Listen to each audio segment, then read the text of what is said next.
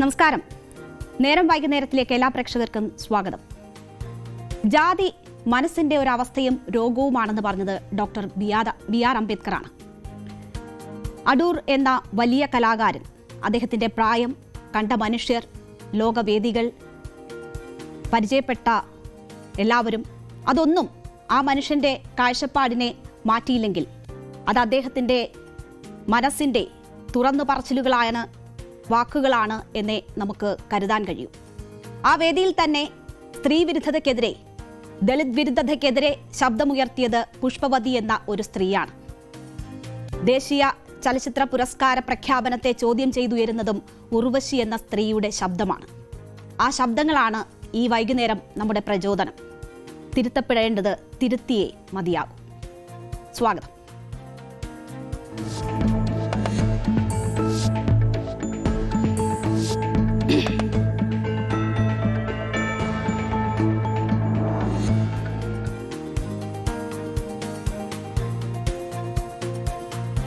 നേരം വൈകുന്നേരത്തിൽ നമ്മൾ ആദ്യം പോകുന്നു ഫോക്കസ് നമ്പർ 1ലേക്ക്.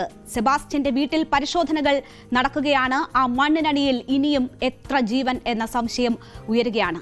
ആലപ്പുഴ പള്ളിപ്പുറത്തെ സെബാസ്റ്റ്യന്റെ വീട്ടിലാണ് പരിശോധനകൾ നടക്കുന്നത്. ക്രൈംബ്രാഞ്ച് സംഘത്തിന്റെ നേതൃത്വത്തിൽ സെബാസ്റ്റ്യനെ ഉൾപ്പെടെ കൊണ്ടുവന്നുള്ള പരിശോധനകൾ നടക്കുകയാണ്.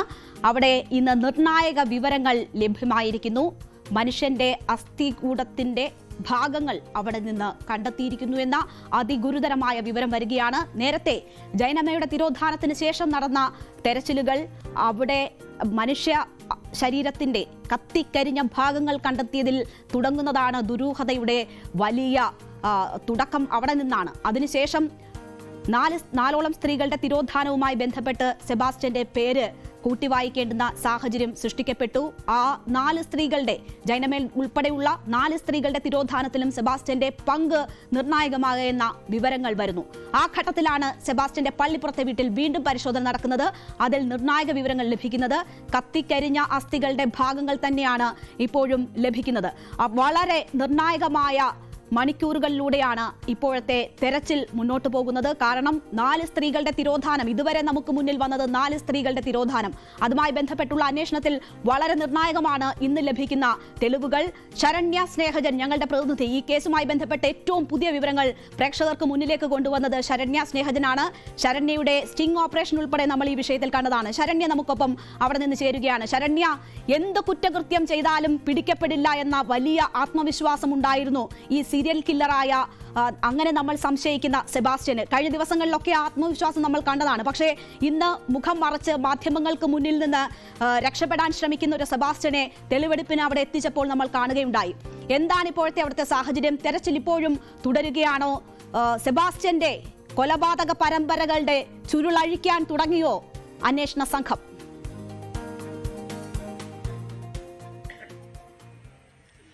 രേണുക, ഇപ്പോഴും പള്ളിപ്പുറത്തെ വീട്ടുവളപ്പിൽ തിരച്ചിൽ തുടർന്നുകൊണ്ടേയിരിക്കുകയാണ്. നമ്മൾ ദൃശ്യങ്ങൾ കാണുന്നത് വീടിന്റെ പിൻഭാഗത്ത് JCB ഉപയോഗിച്ചുള്ള പരിശോധന പല ഭാഗങ്ങളിലായി നടക്കുന്നത് തന്നെയാണ്. ആദ്യഘട്ടത്തിൽ, അതായത് ഈ കേസിൽ ഏറ്റവും നിർണായകമായി, ജൈനമ്മ തിരോധാന കേസിൽ ഏറ്റവും നിർണായകമായി കണ്ടെത്തിയത് സെബാസ്റ്റ്യന്റെ വീട്ടുവളപ്പിൽ നിന്ന് കിട്ടിയ കത്തിക്കരിഞ്ഞ നിലയിലുള്ള അസ്ഥികളുടെ അവശിഷ്ടങ്ങളായിരുന്നു. അതേ തുടർന്ന് നടത്തിയ പരിശോധനയാണ് പിന്നീട് ഇങ്ങനെയൊരു ഈ സംഭവങ്ങളുമായി ബന്ധപ്പെട്ട് കൂടുതൽ ഡെവലപ്മെന്റ്സിലേക്ക് ആ കേസ് എത്തുന്നത്. 2024 ഡിസംബറിലാണ് ജൈനമ്മ എന്ന സ്ത്രീയെ കാണാതാവുന്നത്. ഇവർ ഏറ്റുമാനൂർ സ്വദേശിയാണ്. പിന്നീട് ഇവരുടെ മൊബൈൽ ഫോൺ സെബാസ്റ്റ്യന്റെ കൈവശമുണ്ടെന്ന് അന്വേഷണ സംഘത്തിന് സ്ഥിരീകരിക്കാനായി ആദ്യമായാണ് അങ്ങനെയൊരു, അതായത് ഈ സെബാസ്റ്റ്യനെ സംബന്ധിച്ചിടത്തോളം പല കേസുകൾ നിലനിൽക്കുന്നുണ്ടെങ്കിലും, പല ആരോപണങ്ങൾ നിലനിൽക്കുന്നുണ്ടെങ്കിലും, ആദ്യമായി പിടിക്കപ്പെടുന്നത്, ആദ്യമായി അതിലൊരു കേസിലേക്ക് കണക്ട് ചെയ്യാനായിട്ടുള്ള ഒരു എവിഡൻസ് അയാളെ കിട്ടുന്നത് ഈ മൊബൈൽ ഫോണാണ്. ആ ഘട്ടത്തിലും സെബാസ്റ്റ്യൻ ഈ മൊബൈൽ ഫോണിനെ സംബന്ധിച്ചൊരു സ്ഥിരീകരണം നൽകിയില്ല. മറ്റൊരു ധ്യാന കേന്ദ്രത്തിൽ വെച്ച് തനിക്ക് ലഭ്യമായ ഫോണാണ് എന്നുള്ള മറുപടിയിൽ അയാൾ ഉറച്ചു നിൽക്കുകയും ചെയ്തു. തുടർന്ന് പോലീസ് നടത്തിയ, ക്രൈംബ്രാഞ്ച് സംഘം, കോട്ടയം ക്രൈംബ്രാഞ്ച് സംഘം നടത്തിയ അന്വേഷണത്തിലാണ് ഇത് അങ്ങനെയല്ല, മറിച്ച് ജൈനമ്മയുടെ സ്വർണ്ണാഭരണങ്ങൾ ഉൾപ്പെടെ സെബാസ്റ്റ്യന്റെ കൈവശമുണ്ടായിരുന്നുവെന്നും അത് പലയിടങ്ങളിലായി പണയം വെക്കുകയും പിന്നീട് അത് ഉരുക്കി വിൽക്കുകയും ചെയ്തിട്ടുണ്ട് എന്നുള്ള വിവരം അന്വേഷണ സംഘത്തിന് ലഭ്യമാകുന്നത്.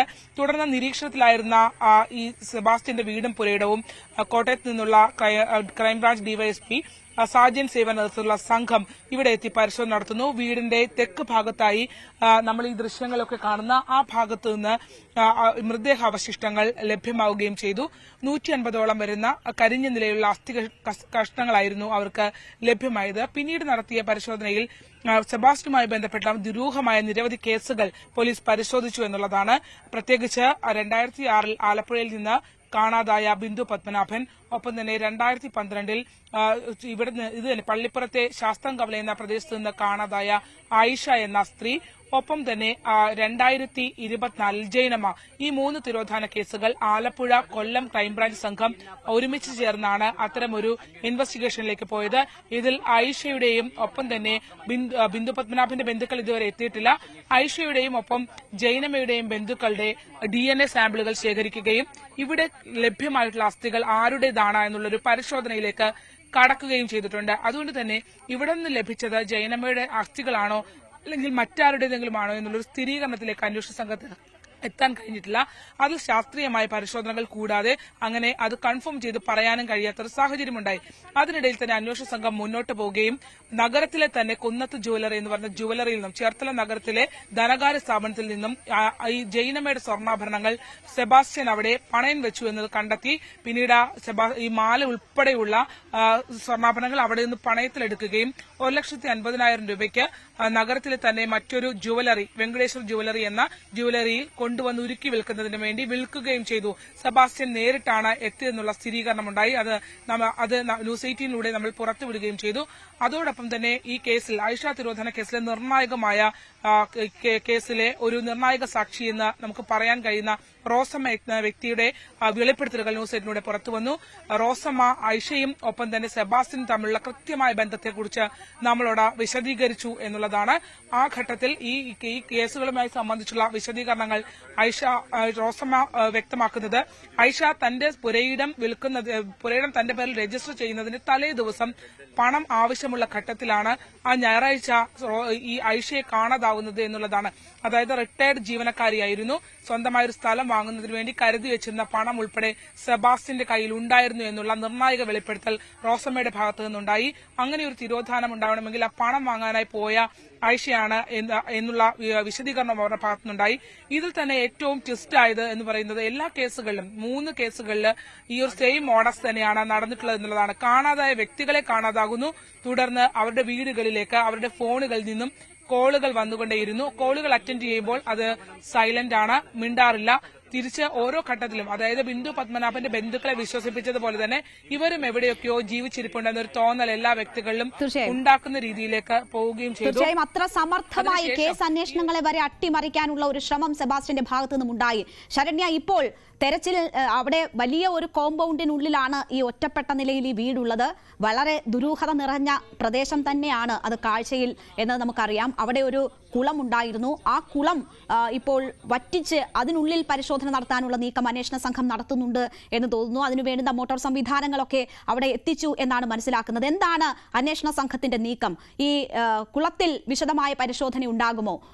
മറ്റേതൊക്കെ ഇടങ്ങൾ, ഈ വലിയ ഭൂപ്രദേശമാണ്, അതുകൊണ്ട് തന്നെ അവിടെ ഏതൊക്കെ ഇടങ്ങൾ കേന്ദ്രീകരിച്ച് പരിശോധന നടത്താനാണ് അന്വേഷണ സംഘത്തിന്റെ നീക്കം? ഇപ്പോഴത്തെ തെരച്ചിലിനോട്, തെളിവെടുപ്പിനോട് സെബാസ്റ്റ്യൻ ഏത് നിലയിലാണ് സഹകരിക്കുന്നത്? ഇപ്പോഴും സെബാസ്റ്റ്യന്റെ നിലപാടിൽ വലിയ വ്യത്യാസമൊന്നും ഇല്ലാതെ തുടരുന്നു എന്നുള്ളതാണ്. അന്വേഷണ സംഘത്തോട് ഒരു വിധത്തിലും അയാൾ സഹകരിച്ചു പോകുന്നില്ല.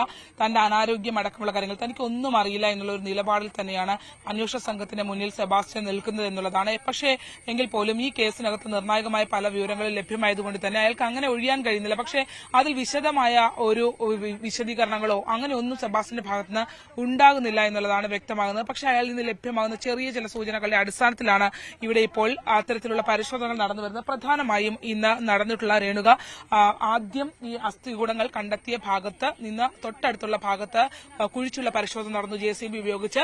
അവിടെ ലഭ്യമായത് വീണ്ടും അസ്ഥികൾ ലഭ്യമായിട്ടുണ്ട്. അതിനുശേഷം പിന്നീട് അതിന്റെ തൊട്ട് തെക്ക് ഭാഗത്ത് കുഴിയെടുത്തുള്ള പരിശോധന നടന്നു. വീടിന്റെ പുറകു ഭാഗത്തേക്ക്, അതായത് പടിഞ്ഞാറ് ഭാഗത്ത് സെപ്റ്റി ടാങ്ക് കേന്ദ്രീകരിച്ച് പരിശോധനകൾ നടന്നു. തൊട്ടടുത്ത് നമ്മൾ ദൃശ്യങ്ങൾ കാണുന്ന ഈ ഭാഗങ്ങൾ ഒക്കെ തന്നെയും, അതായത് വീടിന്റെ പടിഞ്ഞാറ് ഭാഗത്ത് ഒക്കെ തന്നെയും അത്തരമൊരു പരിശോധന നടന്നിട്ടുണ്ട്. അതിനുശേഷം പിന്നീട് ഇവിടെ അതായത് വീടിന്റെ വടക്ക് പടിഞ്ഞാറെ മൂലയ്ക്കുള്ള കുളം കേന്ദ്രീകരിച്ചായിരുന്നു പരിശോധന ഉണ്ടായത്. ആ കുളത്തിലെ വെള്ളം വറ്റിച്ചുകൊണ്ട് കുളത്തിലുള്ള അവശിഷ്ടങ്ങൾ എടുത്ത് പുറത്തേക്കിട്ട് പരിശോധന നടന്നിട്ടുണ്ട്. അതിനകത്ത് ഒരു കവർ കിട്ടിയിട്ടുണ്ട്. ഒരു കവറും ഒപ്പം തന്നെ 2 വസ്ത്രങ്ങളുടെ അവശിഷ്ടങ്ങളും കിട്ടിയിട്ടുണ്ട്. അതൊക്കെ അന്വേഷണ സംഘം കളക്ട് ചെയ്തിട്ടുണ്ട്. ഇതിന്റെ ഭാഗമായിട്ട് ആണോന്നല്ല, എല്ലാം പരിശോധിച്ചു വരുന്നു എന്നുള്ളതാണ്. ഒരുപക്ഷെ ഇതുമായി ബന്ധപ്പെട്ട ഒന്നുമായിരിക്കില്ല. പക്ഷേ ഇവിടുന്ന് കിട്ടിയതെല്ലാം അവർ ശേഖരിക്കുന്നുണ്ട് എന്നുള്ളതാണ്. വീടിനകത്ത് സെബാസ്റ്റ്യനെ ചോദ്യം ചെയ്തുകൊണ്ട് സെബാസ്റ്റ്യനിൽ നിന്ന് വിവരങ്ങൾ അവർ ആരാഞ്ഞുകൊണ്ടേയിരിക്കുന്നു. പുറത്തേക്ക് ഇതുവരെ സെബാസ്റ്റ്യനെ ഇറക്കിയിട്ടില്ല. രാവിലെ എത്തിയ ഘട്ടത്തിൽ തന്നെ സെബാസ്റ്റ്യനെ വീടിന്റെ അകത്തേക്ക് കയറ്റിയതാണ്. ഈ വീടിനകത്തും ദുരൂഹതകളുണ്ട്. കാരണം ഒരു മുറി മാത്രമാണ് ഗ്രാനൈറ്റ് ഉപയോഗിച്ച് ഒരു മുറിയുടെ നിർമ്മാണം നടത്തിയിട്ടുണ്ട്. അത് പുതുതായി നിർമ്മിച്ച നിർമ്മാണമാണ് എന്നുള്ള വിവരങ്ങളൊക്കെ അന്വേഷണ സംഘത്തിന് ലഭ്യമായിട്ടുണ്ട്. എന്തായാലും അത്തരം ഇടങ്ങൾ കേന്ദ്രീകരിച്ചും പരിശോധന തുടരുന്നു. ഒരുപക്ഷെ രാത്രി വരെ നീളുന്നതായിരിക്കും. ഈ പരിസരത്ത് നിന്ന് കിട്ടിയ കാര്യങ്ങളൊക്കെ തന്നെ പോലീസ് ക്രൈംബ്രാഞ്ച് സംഘം ശേഖരിച്ചു വരികയാണ്. ആലപ്പുഴയിൽ നിന്നുള്ള ക്രൈംബ്രാഞ്ചിന്റെ അന്വേഷണ ഉദ്യോഗസ്ഥരും ഒപ്പം തന്നെ കോട്ടയത്ത് നിന്നുള്ള സംഘവും ഇവിടെയുണ്ട്. സംയുക്തമായാണ് ഇവിടെ പരിശോധന നടന്നുകൊണ്ടിരിക്കുന്നത്. രേണുക, ചേർത്തലയിൽ നിർണായക നിമിഷങ്ങളിലൂടെയാണ് അന്വേഷണം കടന്നുപോകുന്നത്. സെബാസ്റ്റ്യന്റെ വീട്ടിൽ നടക്കുന്ന പരിശോധനയാണ്. അവിടെ നിന്ന് അസ്ഥികളുടെ ഭാഗങ്ങൾ കണ്ടെത്തിയിട്ടുണ്ട്. എന്തായാലും നിർണായക മണിക്കൂറാണ് ഈ കേസന്വേഷണവുമായി ബന്ധപ്പെട്ട് നടക്കുന്നത്.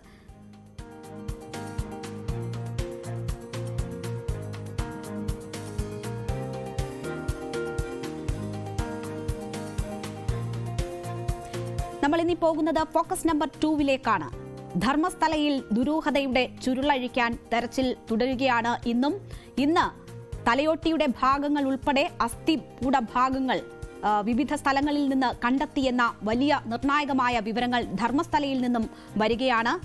നേരത്തെ പോയിന്റ് 6 നിന്ന് കണ്ടെത്തിയത് പുരുഷന്റെ മൃതദേഹത്തിന്റെ ഭാഗങ്ങളാണ്, അസ്ഥികൂടത്തിന്റെ ഭാഗങ്ങളാണ് എന്ന തരത്തിൽ പ്രാഥമിക വിവരങ്ങൾ കൂടി പുറത്തുവരുന്നുണ്ട്. അത് പോയിന്റ് 6 നിന്നാണ് അന്ന് കണ്ടെത്തിയിരുന്നത്. അതിന്റെ കൂടുതൽ വിശദാംശങ്ങൾ ലഭ്യമാകുന്നതേ ഉള്ളൂ. ഇപ്പോൾ ലഭിക്കുന്ന വിവരം അനുസരിച്ച് 33 വയസ്സ് പ്രായമുള്ള ഒരു പുരുഷന്റെ അസ്ഥികൂടത്തിന്റെ ഭാഗങ്ങളാണ് അത് എന്നതാണ് ലഭ്യമാകുന്ന വിവരം. മറ്റൊന്ന്, ഇന്ന് കിട്ടിയ അസ്ഥികൂട ഭാഗങ്ങളുമായി ബന്ധപ്പെട്ടാണ്. അത് പോയിന്റ് ചെയ്യാത്ത, മാർക്ക് ചെയ്യാത്ത ഇടത്തു നിന്നാണ് ഇന്ന് അസ്ഥികൂടത്തിന്റെ ഭാഗങ്ങൾ ലഭിച്ചിരിക്കുന്നത്. തലയോട്ടിയുടേതുൾപ്പെടെയുള്ള ഭാഗങ്ങൾ ഇന്ന് ധർമ്മസ്ഥലയിൽ നിന്ന് ലഭിച്ചിട്ടുണ്ട്.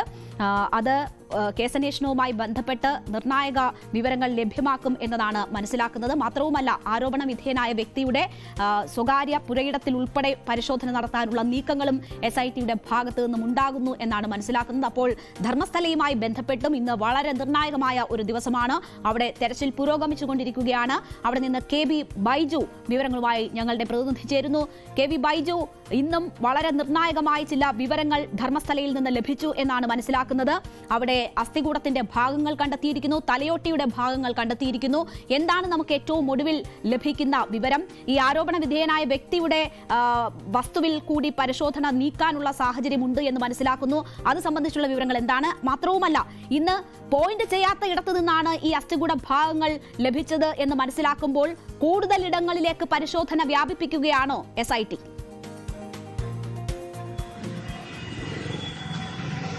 തീർച്ചയായും രേണുക, ഇന്ന് ഏറ്റവും പ്രധാനം 11ാം സ്പോട്ടിലാണ് ഇന്ന് പരിശോധന നടത്തേണ്ടത്. അതായത് ഇനി 11 മുതൽ 13 വരെയാണ് മാർക്ക് ചെയ്ത സ്ഥലങ്ങളുള്ളത്. പക്ഷേ ഇതൊരു സർപ്രൈസ് സ്പോട്ട് എന്നാണ് പറയുന്നത്. അങ്ങനെ ഒരു സ്ഥലത്ത് നിന്ന് ഒന്നിൽ കൂടുതൽ മൃതദേഹാവശിഷ്ടങ്ങൾ, അതായത് അസ്ഥികൂടങ്ങൾ, തലയോട്ടി ഉൾപ്പെടെ ലഭിച്ചിരിക്കുന്നു എന്നാണ് ഈ കേസിന്റെ ഏറ്റവും പ്രധാനപ്പെട്ട നിർണായക ദിവസമായി ഇന്ന് മാറുന്നത്. 11ാം സ്പോട്ടിലേക്ക് 11 മണിയോടുകൂടി ഇത്തരത്തിൽ ശുചീകരണ തൊഴിലാളിയും കൊണ്ട് സംഘം എത്തുന്നു. പക്ഷേ അവിടെ പരിശോധന നടത്താതെ നേരെ വനത്തിനകത്തേക്ക് കയറിപ്പോകുന്നു. എന്താണ് സംഭവിക്കുന്നതെന്ന് നമുക്ക് ഒരു വ്യക്തതയും ഉണ്ടായിരുന്നില്ല. 4 മണിയോടുകൂടിയാണ് ന്യൂസ് 18 ആ വിവരം, ആ ബിഗ് ബ്രേക്കിംഗ് പുറത്തുവിടുന്നത്. അതായത് ഇതിനകത്ത് നിന്നും 100 അടിയോളം ഉയരമുള്ള ഒരു സ്ഥലത്ത് നിന്നും ഇത്തരത്തിൽ കുഴിച്ചപ്പോൾ വലിയ തോതിൽ ഒന്നിലധികം നിരവധി ഇത്തരത്തിൽ അസുഖങ്ങൾ, തലയോട്ടികൾ എന്നാണ് പറയുന്നത്. പക്ഷേ ഒന്നിലധികം എന്നാണ് നമുക്ക് കിട്ടിയ വിവരം. അത് ഏതായാലും ഇതെല്ലാം സ്ഥിരീകരിക്കേണ്ടതുണ്ട്. SITയുടെ ഭാഗത്ത് നിന്ന് തന്നെ സ്ഥിരീകരിക്കേണ്ടതുണ്ട്. ഏതായാലും ഞെട്ടിപ്പിക്കുന്ന വിവരമാണ് ഇന്ന് വന്നിരിക്കുന്നത്. ഇനി 3 സ്പോട്ടുകൾ മാത്രമാണ് പരിശോധന ബാക്കിയുള്ളത്. ആ 3 സ്പോട്ടിലും പരിശോധന നടത്താതെ ഇത്തരത്തിൽ പുതിയൊരു സ്ഥലം, ഇനി എത്ര ഇതുപോലെ സർപ്രൈസ് സ്പോട്ടുകളുണ്ട് അതും പ്രധാനമാണ്. SITയെ സംബന്ധിച്ചിടത്തോളം അവരുടെ നീക്കങ്ങളെല്ലാം വളരെ രഹസ്യ സ്വഭാവത്തിലാണ്. അതുകൊണ്ട് തന്നെ ഈ വിവരം ഇപ്പോൾ നമുക്ക് ലഭിച്ചിരിക്കുന്ന കൃത്യമായൊരു വിവരം നമ്മൾ ഇപ്പോൾ പങ്കുവെക്കുന്നു. ഇനി ഇതിൽ എത്ര മൃതദേഹങ്ങൾ അവശിഷ്ടങ്ങളുണ്ട് അത്തരം കാര്യങ്ങൾ ഇനി പുറത്തറിയേണ്ടതുണ്ട്. മറ്റൊരു പ്രധാനപ്പെട്ട കാര്യം രേണുക സൂചിപ്പിച്ചതിൽ തന്നെയാണ്, ഇതിൽ ഫോറൻസിക്കിന്റെ പ്രാഥമിക പരിശോധനാ ഫലം പുറത്തു വന്നിരിക്കുന്നു. അതിൽ 33 35 വയസ്സിൽ ഇടയിൽ പ്രായമുള്ള പുരുഷന്റെ പൂർണ്ണ അസ്ഥികൂടം എന്നാണ് ഇപ്പോൾ നമുക്ക് ലഭിക്കുന്ന വിവരം. ഇതിൽ ഇനി ഏത് സമയത്താണ് കൊല്ലപ്പെട്ടത്, ഏത് വർഷത്താണ് കൊല്ലപ്പെട്ടത്, എങ്ങനെയാണ് കൊല ചെയ്യപ്പെട്ടത്, അത്തരം കാര്യങ്ങൾ ഇനി വൈകും പൂർണ്ണമായ ഫോറൻസിക് പരിശോധനാ ഫലം വരേണ്ടതുണ്ട്. മറ്റൊരു പ്രധാനപ്പെട്ട കാര്യം, ഇതിൽ 14ഉം 15ഉം പോയിന്റ് ഉള്ളത് മാർക്ക് ചെയ്യാൻ പോകേണ്ടത് ഇതിൽ ആരോപണ വിധേയനായ വ്യക്തിയുടെ എസ്റ്റേറ്റിലാണ്. ആ ഇടത്തുകൂടി SIT പരിശോധന വ്യാപിപ്പിക്കുന്നു എന്നതാണ് ഈ കേസിനെ ഏറ്റവും ഗൗരവപൂർവ്വമാക്കുന്നത്. എന്തായാലും SITയുടെ നീക്കങ്ങൾ വളരെ ജാഗ്രതയോടുകൂടിയാണ്. കൃത്യമായ തെളിവുകൾ ശേഖരിച്ച്, ശാസ്ത്രീയമായ തെളിവുകൾ ശേഖരിച്ച് അതീവ രഹസ്യ സ്വഭാവത്തിലാണ് ഇപ്പോൾ അന്വേഷണം മുന്നോട്ട് പോകുന്നത്. ഇതിനിടയിലാണ് ഇത്തരത്തിൽ കൂടുതൽ മൃതദേഹാവശിഷ്ടങ്ങൾ ലഭിച്ചു എന്ന വിവരം കൂടി പുറത്തു വരുന്നത്. എന്തായാലും ശുചീകരണ തൊഴിലാളിയുടെ മൊഴി അത് കൂടുതൽ ബലപ്പെടുത്തുന്ന രീതിയിൽ, കൂടുതൽ തെളിവുകൾ പുറത്തു വരുന്ന രീതിയിലാണ് ധർമ്മസ്ഥല അന്വേഷണം മുന്നോട്ട് പോകുന്നത്. ഇത് 6ാം ദിനമാണ് SITയുടെ കുഴിച്ചു പരിശോധന നടക്കുന്നത്.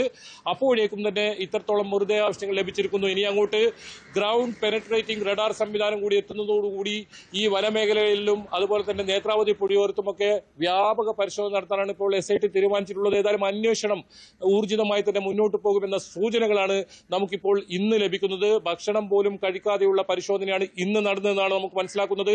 ഈ വനത്തിനകത്ത് വലിയ തോതിൽ ശുചീകരണ തൊഴിലാളിയെ കൊണ്ട് SIT സംഘം ഇന്ന് കടക്കുകയും അവിടെ ഇത്തരത്തിൽ പരിശോധന നടത്തുകയും ഇത്തരത്തിൽ അവശിഷ്ടം കണ്ടെത്തുകയും ചെയ്യുകയാണ് ഉണ്ടായത്. ഇനി ഈ സംഘം ഇതുവരെ പുറത്തു വന്നിട്ടില്ല. ഇന്ന് 6:00 ഈ പരിശോധന നിർത്തുമോ, അതല്ല കുറച്ച് രാത്രി കൂടി പരിശോധന നീളുമോ, ഇനി എന്തൊക്കെ അവിടെ നിന്നും തെളിവുകൾ കിട്ടിയിട്ടുണ്ട്, അത്തരം വിവരങ്ങൾ ഇനി പുറത്തു വരാനുണ്ട്. എന്തായാലും ഇന്ന് വളരെ നിർണായക ദിനമെന്ന് പറയേണ്ടി വരും.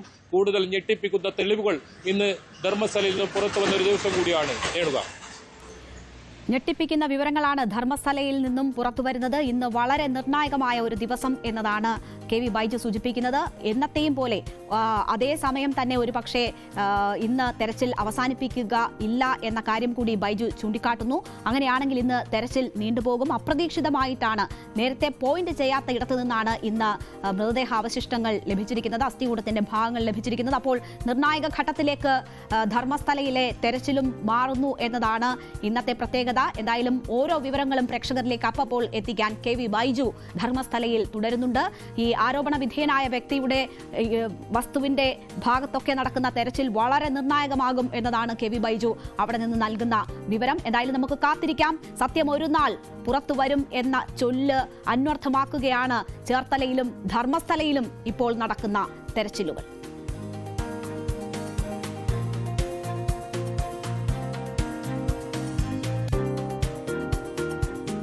നമ്മൾ പോകുന്നു ഫോക്കസ് നമ്പർ 3യിലേക്ക്. തിരുത്താതെ അടൂർ. സിനിമ കോൺക്ലേവ് സമാപന വേദിയിൽ അടൂർ ഗോപാലകൃഷ്ണൻ നടത്തിയ ദളിത് സ്ത്രീവിരുദ്ധ പരാമർശങ്ങളിൽ വലിയ വിമർശനവും വിവാദവും തുടരുകയാണ്. അപ്പോഴും പറഞ്ഞ കാര്യങ്ങളിൽ ഉറച്ചു നിൽക്കുകയാണ് അടൂർ. താൻ നല്ലതിനു വേണ്ടി സതുദ്ദേശത്തോടു കൂടി പറഞ്ഞ കാര്യങ്ങൾ എന്നതാണ് കൂടുതൽ വിശദീകരണം നൽകുമ്പോൾ അതിനെ ന്യായീകരിക്കാൻ അടൂർ ഗോപാലകൃഷ്ണൻ ഉപയോഗിക്കുന്ന വാക്കുകൾ. എന്നാൽ ഒരു ദളിത് വ്യക്തി ആദ്യം സിനിമ എടുക്കുമ്പോൾ അവർ അക്കൗണ്ടബിൾ ആകണം, ഒപ്പം തന്നെ സ്ത്രീകൾക്ക് ഇത്രയധികം പണം എന്തിനാണ് നൽകുന്നത് തുടങ്ങിയ പരാമർശങ്ങളാണ് അടൂർ ഗോപാലകൃഷ്ണൻ നടത്തിയത്. ഇവർ മാത്രം സതുദ്ദേശപരമായിട്ടാണ് പറഞ്ഞതെങ്കിൽ ഇവർ മാത്രം അങ്ങനെ അക്കൗണ്ടബിൾ ആയാൽ മതിയോ എന്നൊരു ചോദ്യം ബാക്കി നിൽക്കുന്നു. അപ്പോൾ എത്ര ചോദ്യങ്ങൾ ചോദിക്കുമ്പോഴും അത് നിലപാടിൽ ഉറച്ചു നിന്നുകൊണ്ട് അതിന് വിശദീകരണം നൽകാനാണ് അടൂർ ഗോപാലകൃഷ്ണൻ ശ്രമിക്കുന്നത്. അദ്ദേഹത്തിന്റെ വിശദീകരണം കാണാം. അതിനു മുൻപ് ഇന്നലെ എന്താണ് വേദിയിൽ അദ്ദേഹം പറഞ്ഞത് എന്നത് ഒന്നുകൂടി കാണാം. ഗവൺമെന്റ് ഷെഡ്യൂൾ കാസ്റ്റ്, ഷെഡ്യൂൾ ട്രൈബിന് കൊടുക്കുന്ന ഒരു വിളവെടുക്കാൻ കൊടുക്കുന്ന തുക 1.5 കോടി രൂപയാണ്. ഇത് ഞാൻ ഒരിക്കൽ ബഹുമാനപ്പെട്ട മുഖ്യമന്ത്രിയുടെ അടുത്ത് ഞാൻ പറഞ്ഞു, ഇത് കറപ്ഷൻ ഉണ്ടാക്കാനുള്ളൊരു വഴി ഉണ്ടാക്കുകയാണ് ഗവൺമെൻറ്. ബഹുമാനപ്പെട്ട സാമ്പത്തിക ധനകാര്യ മന്ത്രിക്ക് അറിയാം. പക്ഷെ അത് യാതൊരു മാറ്റവും ഉണ്ടായിട്ടില്ല. അതുപോലെ തന്നെ ഈ ഇവരെ തിരഞ്ഞെടുക്കുമ്പോൾ വളരെ നിർബന്ധമായിട്ട് എനിക്കൊരു ശുപാർശ ചെയ്യാനുണ്ട്. ഷെഡ്യൂൾ കാസ്റ്റിൽപ്പെട്ട ആളുകൾ നല്ലൊരു, അതിൻ്റെ പിന്നിലുള്ള മനസ്സ് വളരെ നല്ലതാണ്, അതിൻ്റെ ഉദ്ദേശം വളരെ നല്ലതാണ്. പക്ഷേ അവർക്ക് കുറഞ്ഞതൊരു 3 മാസത്തെ ഇൻറ്റൻസീവ് ട്രെയിനിങ് കൊടുക്കണം, പരിശീലനം കൊടുക്കണം. ഉത്തമ ബോധ്യത്തിലാണ് താൻ കാര്യങ്ങൾ പറഞ്ഞത് എന്നാണ് അടൂർ വിശദീകരിക്കുന്നത്. മാത്രവുമല്ല, മാധ്യമങ്ങൾ വ്യാഖ്യാനിച്ച് വിശദീകരിച്ച അല്ലെങ്കിൽ വളച്ചൊടിച്ച കാര്യങ്ങളെ താൻ എന്തിന് അതിന് മറുപടി നൽകണം എന്ന ഒരു ചോദ്യം കൂടി അടൂർ ഗോപാലകൃഷ്ണൻ ചോദിക്കുന്നുണ്ട്. മാത്രവുമല്ല, ഈ വിശദീകരണം നടത്തുമ്പോൾ അദ്ദേഹത്തിന്റെ ഭാഗത്തു നിന്നും അദ്ദേഹത്തിൽ നിന്നും പുറത്തു വരുന്ന വാക്കുകൾ ആദ്യത്തെ വിവാദമുയർത്തിയ വാക്കുകളേക്കാൾ വികലം എന്ന് തന്നെ നമ്മൾക്ക് പറയേണ്ടി വരും. താൻ സംസാരിക്കുമ്പോൾ അതിനെ വേദിയിൽ നിന്ന് സദസ്സിൽ നിന്ന് എണീറ്റ് നിന്ന് തടസ്സപ്പെടുത്താൻ ആ സ്ത്രീ ആരാണ് എന്നാണ് പത്മാവതി ഉയർത്തിയ എതിർ ശബ്ദത്തോട് അടൂർ ഗോപാലകൃഷ്ണൻ പ്രതികരിക്കുന്നത്. താൻ സംസാരിക്കുമ്പോൾ എതിർക്കാൻ അവരാരാണ് എന്ന് പോലും അറിയില്ല അടൂർ ഗോപാലകൃഷ്ണന്. മാത്രവുമല്ല, പബ്ലിസിറ്റിക്ക് വേണ്ടിയാണ് ഇത്തരം പ്രതിഷേധങ്ങളെന്നും ഇന്നലെ മുതൽ അവർ ചാനലുകളിൽ നിറഞ്ഞു നിൽക്കുകയാണ് എന്ന കാര്യം കൂടി അടൂർ ഗോപാലകൃഷ്ണൻ ചൂണ്ടിക്കാട്ടുന്നു. അപ്പോൾ തിരിച്ചൊരു ചോദ്യം, പബ്ലിസിറ്റിക്ക് വേണ്ടിയാണോ അല്ലെങ്കിൽ ഇത്രയും പബ്ലിസിറ്റി പോരാഞ്ഞിട്ടാണോ ഇതുപോലെയുള്ള വിവാദ പരാമർശങ്ങൾ നടത്തുന്നത് ആവർത്തിച്ച് എന്നൊരു ചോദ്യം നമുക്ക് ചോദിക്കാമോ എന്നറിയില്ല. എന്തായാലും ആ രീതിയിലൊക്കെയാണ് അടൂർ ഗോപാലകൃഷ്ണന്റെ വിശദീകരണങ്ങൾ വരുന്നത്. നമുക്ക് ഇന്ന് എന്താണ് ഈ കാര്യങ്ങളെ പറഞ്ഞ കാര്യങ്ങളെ ന്യായീകരിക്കാൻ സതുദ്ദേശത്തോടെയാണ് എന്ന് വരുത്താൻ അദ്ദേഹം പറഞ്ഞത് വിശദീകരിച്ചത് എന്നത് കേൾക്കാം. യാതൊരു ബന്ധമില്ലാത്ത ഒരു കുട്ടിയാണ് എണീച്ചതെന്ന് പ്രതിഷേധിച്ചത്. അവർ ആ കോൺക്ലേവിൽ എങ്ങനെ പങ്കെടുത്തു എന്നുള്ളത് അവർ അഭിപ്രായം പറഞ്ഞോട്ടെ. അവർ പ്രതിഷേധിക്കണമെങ്കിൽ അവർക്ക് അറിയണേ ഞാൻ പറയുന്നത് എന്താണെന്ന് മനസ്സിലാവണ്ടേ. അവർക്ക് മനസ്സിലാവാത്ത ആളാണ് എണീച്ചിട്ട് ശബ്ദം ഉണ്ടാക്കുന്നത്. അപ്പോൾ എന്തിനാണ് ശ്രദ്ധിക്കപ്പെടാൻ വേണ്ടിയിട്ട്? ഇപ്പോൾ ദിവസം ഇന്നത്തെ പത്രത്തിലെല്ലാം പടമില്ലേ, ഇന്നലെ ടെലിവിഷനിലെല്ലാം അവരുടെ പടമില്ലേ? നല്ല പബ്ലിസിറ്റി അല്ലേ? അതുകൂടെ എന്താ വേണ്ടത്?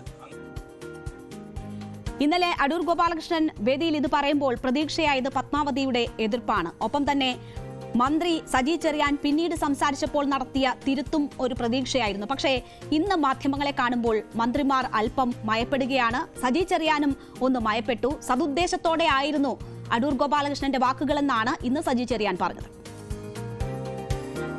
അത് ഞാൻ പറഞ്ഞല്ലോ, അദ്ദേഹം പറഞ്ഞത് വേറെ ധാരണയിലല്ല.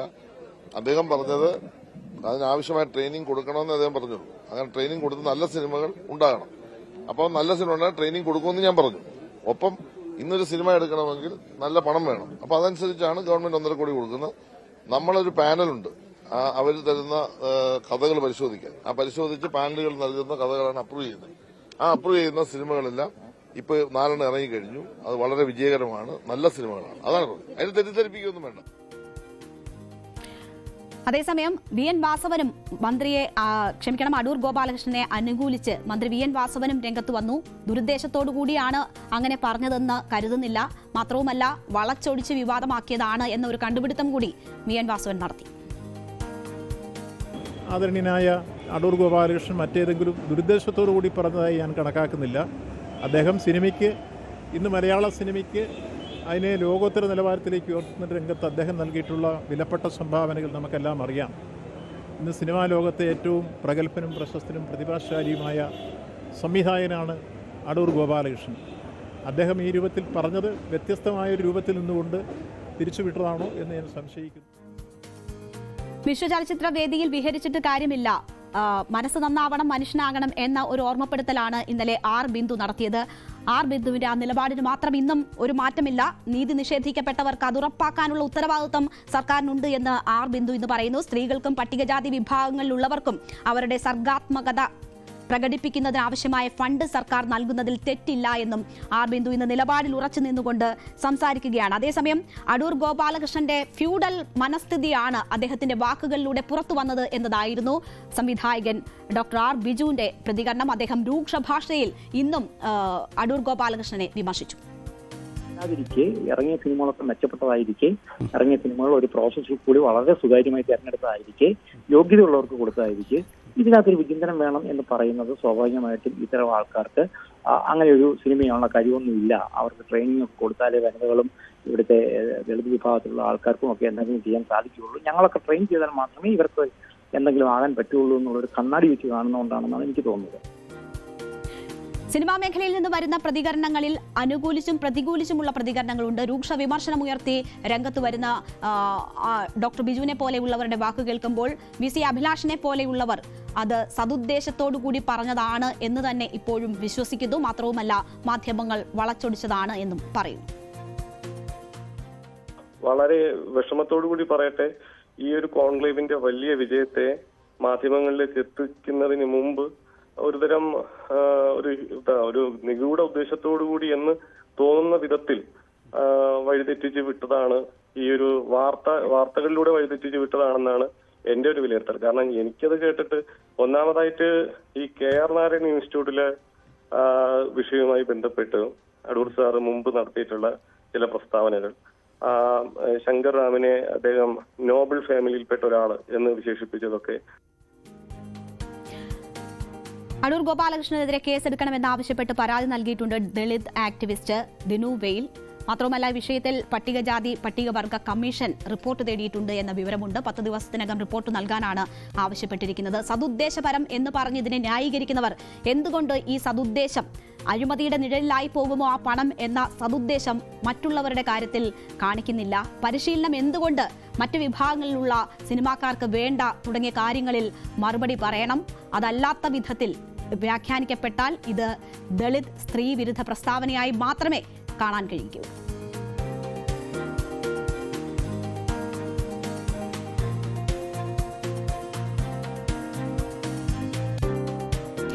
ഛത്തീസ്ഗഡിൽ അറസ്റ്റിലായ കന്യാസ്ത്രീകളുടെ വിഷയത്തിൽ BJPക്കുള്ളിലെ ഇരട്ടത്താപ്പ് കൂടുതൽ പ്രകടമാകുന്ന ദിവസമായിരുന്നു ഇന്ന് BJP നേതാവ് അഡ്വക്കേറ്റ് S. സുരേഷ് മാധ്യമങ്ങളെ കാണുമ്പോൾ ഈ കന്യാസ്ത്രീകൾ നിരപരാധികളാണോ ഇല്ലയോ എന്ന വിഷയത്തിൽ സംശയം ഉന്നയിക്കുകയാണ്. അവരെ സംശയ നിഴലിൽ നിർത്തിക്കൊണ്ടാണ് അഡ്വക്കേറ്റ് S. സുരേഷ് ഇന്ന് സംസാരിച്ചത്.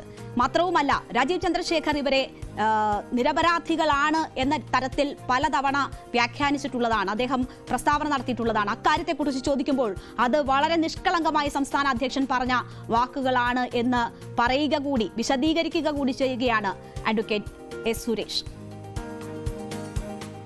BJP കേസിന് കുറ്റവാളിയാണോ അല്ലയോ എന്ന വിഷയത്തിൽ BJP ഒരു അഭിപ്രായവും പറഞ്ഞിട്ടില്ല. BJP അവരെ കുറ്റവാളി അല്ലാതെയാക്കണം എന്ന് പറഞ്ഞിട്ട് ഒരു നിലപാട് എടുത്തിട്ടില്ല. അവരെ ജാമ്യത്തിൽ പുറത്തിറക്കണം, അതിനുവേണ്ടി വേണ്ട സഹായ സഹകരണങ്ങൾ ചെയ്യുക എന്നുള്ള ഒറ്റ ദൌത്യം ഉണ്ടായിരുന്നുള്ളൂ. അതിൽ ഞങ്ങൾ വിജയിച്ചു.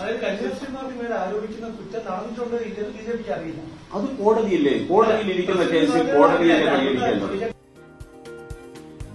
തുടക്കം മുതൽ തന്നെ BJPയിൽ ഇതുമായി ബന്ധപ്പെട്ട് വലിയ ആശയക്കുഴപ്പം ഉണ്ടായിരുന്നു. BJP നേതൃത്വം കേക്ക് കൊണ്ട് അരമനയിൽ പോയ BJP നേതൃത്വത്തിനെതിരെ രാഷ്ട്രീയ വിമർശനം ശക്തമായപ്പോൾ അവർ ഡാമേജ് കൺട്രോൾ തുടങ്ങിയതാണ്. പക്ഷേ സംഘപരിവാർ സംഘടനകൾ സമ്മതിച്ചില്ല. അവർ ശക്തമായ നിലപാടെടുത്തു. അപ്പോൾ BJPക്ക് പിന്നോട്ട് പോകേണ്ടി വന്നു. അതിനുശേഷം പിന്നീടും ഡാമേജ് കൺട്രോൾ തുടങ്ങി. സംസ്ഥാന അധ്യക്ഷൻ പ്രധാനമന്ത്രിയെ നേരിൽ കണ്ട് സംസാരിച്ചു. അതിനുശേഷം അമിത്ഷാ വിഷയത്തിൽ ഇടപെടുന്നു. അതൊക്കെ കണ്ടതാണ്. ഏറ്റവും ഒടുവിൽ ക്രെഡിറ്റ് നേടാനുള്ള ശ്രമങ്ങളും ഛത്തീസ്ഗഡിൽ സംസ്ഥാന അധ്യക്ഷൻ നേരിട്ടെത്തുന്നു. ജയിൽ മോചിതരായവരെ നേരിൽ കാണുന്നു. അനൂപ് ആന്റണി ഉൾപ്പെടെയുള്ളവർ അവിടെ ഫോട്ടോയ്ക്ക് പോസ്റ്റ് ചെയ്യുന്നതൊക്കെ കണ്ടതിന് ശേഷമാണ് ഇപ്പോൾ കന്യാസ്ത്രീകളെ സംശയ നിഴലിൽ നിർത്തിക്കൊണ്ടുള്ള ഇത്തരം പരാമർശങ്ങൾ BJP നേതാക്കളുടെ ഭാഗത്തു നിന്നും ഉണ്ടാകുന്നത്. അത് സംഘപരിവാർ വീണ്ടും പിടിമുറുക്കുന്നതിന്റെ ലക്ഷണവും അവർക്കിടയിൽ തന്നെ ഉയരുന്ന അഭിപ്രായ വ്യത്യാസങ്ങളും ഇരട്ടത്താപ്പും വെളിയിലേക്ക് കൊണ്ടുവരികയാണ്. മാത്രവുമല്ല, ഇന്ന് ഷോൺ ജോർജിന്റെ ഭാഗത്തു നിന്ന് വളരെ ഗൗരവതരത്തിലുള്ള മറ്റൊരു പരാമർശം കൂടി ഉണ്ടായി. സഭ നടത്തിയ പ്രതിഷേധ പ്രകടനങ്ങളിൽ SDPI പ്രവർത്തകർ നുഴഞ്ഞു കയറിയിട്ടുണ്ട് എന്ന വളരെ ഗുരുതരമായ ആരോപണമാണ് ഇന്ന് ഷോൺ മുന്നോട്ട് വെച്ചത്. ക്രൈസ്തവ സഭ ലോകരാജ്യങ്ങളിൽ നേരിടുന്ന ഏറ്റവും വലിയ പ്രതിസന്ധികളിൽ ഒന്നാണ് ഇസ്ലാമിക് സ്റ്റേറ്റ് അല്ലെങ്കിൽ പൊളിറ്റിക്കൽ ഇസ്ലാം. ആ പൊളിറ്റിക്കൽ ഇസ്ലാം ഛത്തീസ്ഗഡിലെ ഈ വിഷയത്തിലും സഭാ സമരങ്ങൾക്കും പ്രതിഷേധങ്ങൾക്കുമിടയിൽ നുഴഞ്ഞു കയറുന്ന സാഹചര്യം ഉണ്ടായി. പ്രത്യേകിച്ച് എടുത്തു പറയട്ടെ, സഭാ നേതൃത്വത്തിന്റെ അറിവോടെയോ അല്ലാതെയോ ഞാൻ അന്വേഷിച്ച ഒരു സ്ഥലങ്ങളിലും സഭാ നേതൃത്വം ഇത്തരം കാര്യങ്ങൾ അറിഞ്ഞിട്ടില്ല. പക്ഷേ ഞാൻ എടുത്തു പറയുന്നു, കണ്ണൂര്, തലശ്ശേരി, കോഴിക്കോട്, കോട്ടയം, അങ്കമാലി, തിരുവല്ല, പത്തനംതിട്ട, മാനന്തവാടി, എറണാകുളം ഇത്രയും സ്ഥലങ്ങളിൽ SDPയുടെയും ജമാഅത്തെ ഇസ്ലാമിയുടെയും ഉൾപ്പെടെയുള്ള ആളുകൾ ക്രൈസ്തവ സഭ നടത്തിയ ഇതുമായി ബന്ധപ്പെട്ട പ്രക്ഷോഭങ്ങളിൽ നുഴഞ്ഞു കയറിയിട്ടുണ്ട്. അതേസമയം സഭയ്ക്കുള്ളിലും ക്രൈസ്തവ സഭയ്ക്കുള്ളിലും ഈ വിഷയവുമായി ബന്ധപ്പെട്ട് രണ്ട് തരത്തിലുള്ള അഭിപ്രായങ്ങൾ ഉയരുന്നതാണ് നമ്മൾ ഇന്ന് കാണുന്നത്. നമുക്കറിയാം, ഈ വിഷയം വന്നതിന് ശേഷം തന്നെ കന്യാസ്ത്രീകളുടെ മോചനം സാധ്യമായപ്പോൾ തലശ്ശേരി ബിഷപ്പ് ജോസഫ് പാംപ്ലാനി മാധ്യമങ്ങളെ കാണുകയും അമിത്ഷാ വാക്കുപാലിച്ചു, കേന്ദ്ര സർക്കാർ വാക്കുപാലിച്ചു എന്ന പരാമർശം നടത്തുകയും ചെയ്തിരുന്നതാണ്.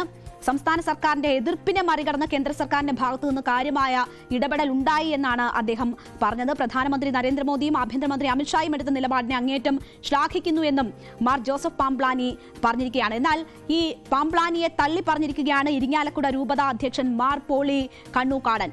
അങ്ങനെ വ്യക്തിപരമായി പറയുന്ന അഭിപ്രായങ്ങളല്ല സഭയുടെ നിലപാടെന്നും സഭയുടെ നിലപാട് എന്താണ് എന്നത് ഇടയലേഖനത്തിലൂടെ വ്യക്തമാക്കിയിട്ടുണ്ട് എന്നതുമാണ് കണ്ണൂക്കാടൻ പറയുന്നത്. മാത്രവുമല്ല, ഇരിങ്ങാലക്കുട രൂപത അധ്യക്ഷൻ മാർ പോളി കണ്ണൂക്കാടൻ പറയുന്നത് മാത്രവുമല്ല, ഈ കന്യാസ്ത്രീകളുടെ കേസ് എഴുതിത്തള്ളണമെന്ന ആവശ്യം വളരെ ശക്തമായി ഉയർത്താനും ആ ആവശ്യം നടപ്പാകുന്നതുവരെ പ്രതിഷേധ രംഗത്തുണ്ടാകും എന്നതുകൂടി ഇരിങ്ങാലക്കുട രൂപത അധ്യക്ഷൻ പറയുകയാണ്. അപ്പോൾ ഇതിൽ സഭയിൽ തന്നെ വ്യത്യസ്ത അഭിപ്രായങ്ങൾ ഇതുമായി ബന്ധപ്പെട്ട് ഉണ്ട് എന്നതാണ് മനസ്സിലാകുന്നത്.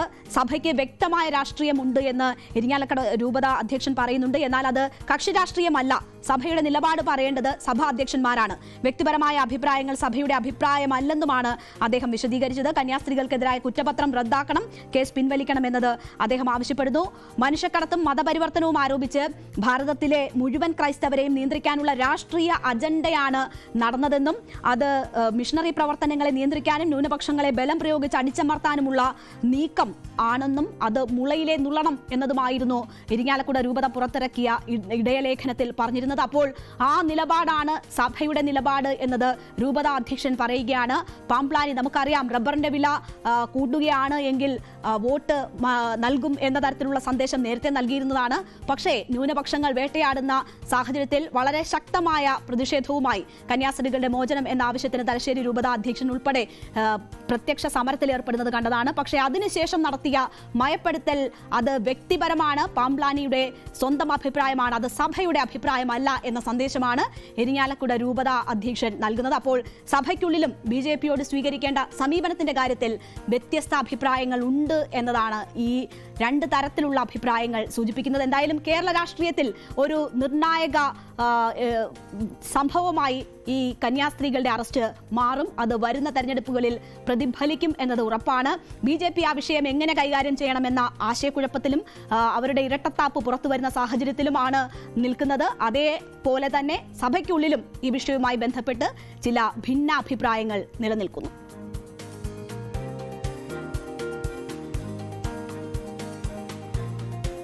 ഇപ്പോൾ കിട്ടുന്ന ഒരു പ്രധാനപ്പെട്ട വാർത്തയിലേക്ക് നമ്മൾ പോവുകയാണ്. പ്രൊഡ്യൂസേഴ്സ് അസോസിയേഷൻ തെരഞ്ഞെടുപ്പിൽ പത്രികയുമായി ബന്ധപ്പെട്ട് തർക്കം ഉടലെടുത്തിരിക്കുന്നു. വരണാധികാരിയായി സാന്ദ്ര തോമസ് വാക്കേറ്റം നടത്തിയെന്ന വിവരം വരികയാണ്. സാന്ദ്ര തോമസിന്റെ പത്രിക തള്ളാനുള്ള സാധ്യതയുണ്ട്. ട്രഷറർ സ്ഥാനത്ത് മത്സരിക്കാൻ സാന്ദ്ര നൽകിയ പത്രികയിലാണ് തർക്കം നിലനിൽക്കുന്നത്. കൂടുതൽ വിവരങ്ങളുമായി അവിടെ നിന്ന് നവമി ദിനേശ് ചേരുകയാണ്.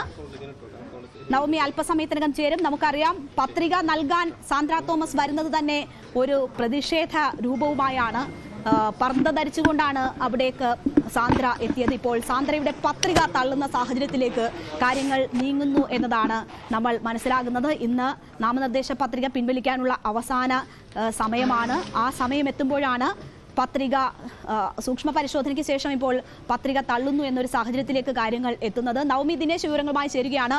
നവമി, എന്താണ് സംഭവിക്കുന്നത്? സാന്ദ്രയുടെ മത്സരിക്കാനുള്ള തീരുമാനം തന്നെ ഒരു പ്രതിഷേധമായിരുന്നു. പക്ഷേ ആ പ്രതിഷേധത്തെ മുളയിലെ നുള്ളുകയാണോ? എന്താണ് ഈ പത്രിക തള്ളാനുള്ള കാരണങ്ങളായി പറയുന്നത്?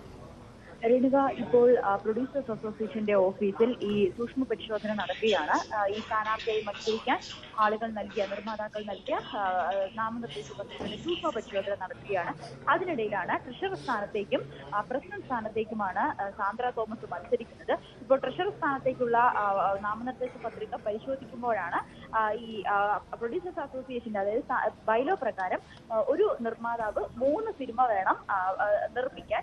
അതിൽ സെൻസർ സർട്ടിഫിക്കറ്റ് വരുമ്പോൾ അതിൽ 3 പേരും, സെൻസർ സർട്ടിഫിക്കറ്റിൽ 3 പേരും നിർമ്മാതാവിന്റെ പേര് തന്നെ വേണം. അതായത് സാന്ദ്ര തോമസിന്റെ നാമനിർദ്ദേശ പത്രിക പരിശോധിച്ചപ്പോൾ അതിൽ 2 പേര് മാത്രമാണ് സാന്ദ്ര തോമസിന്റെ സ്വന്തം പേരിൽ സർട്ടിഫിക്കറ്റ് ലഭിച്ചത്. മറ്റൊന്ന് ഫ്രൈഡേ ഫിലിംസിന്റെ പേരിലുമാണ് സർട്ടിഫിക്കറ്റ് ലഭിച്ചത്.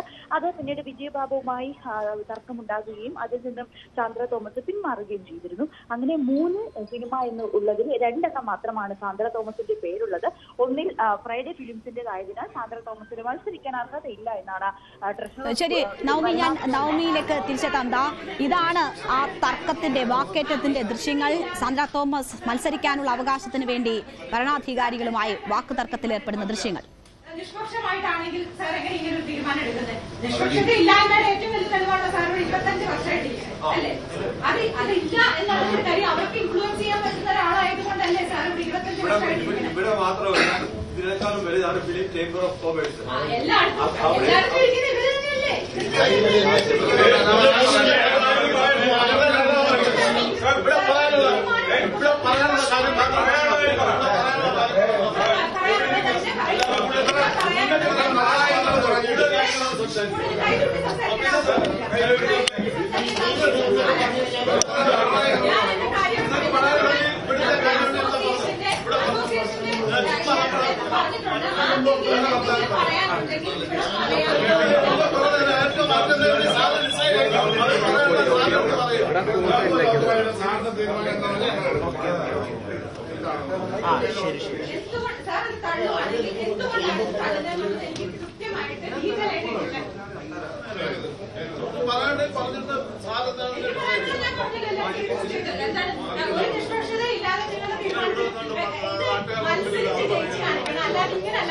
രാകേഷിന് പേടിയാണെങ്കിൽ ഇങ്ങനല്ല തീരുമാനിക്കണം. അത് മത്സരിച്ച് ജയിച്ച് കാണിക്കും. അല്ലാതെ ഇങ്ങനത്തെ കൊതികൾ കാണിക്കല്ലോ വേണ്ടേ? സിനിമ എടുത്താൽ മാത്രമേ മെമ്പർഷിപ്പ് കിട്ടുള്ളൂ. മനസ്സിലായില്ലേ?